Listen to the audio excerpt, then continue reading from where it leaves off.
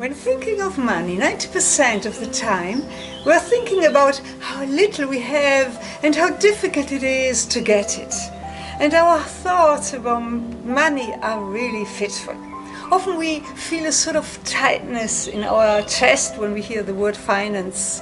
And this is so hardwired into us that even when receiving unexpected money, our joy is 5 times less intense than the grief from the loss of the same amount. And what a suffering when our money is stolen. And on the other hand, the party is very short after a game. Well, you may watch my video about this, but there is a little simple and magic trick which can stop this never-ending feeling of lack and loss, and which can stop this downward spiral. Too simple to be true, isn't it?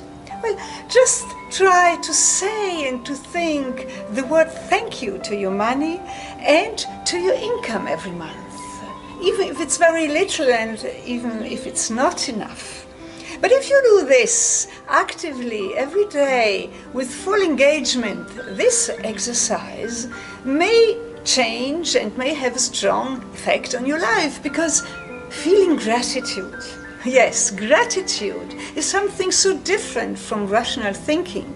And believe me, in the long term, appreciating what you have already got makes you earn much more than risking your money on the lottery, in the betting shops or in the financial markets. Because yes, you may gain maybe $2,000 at once, but then in a breath lose 4,000.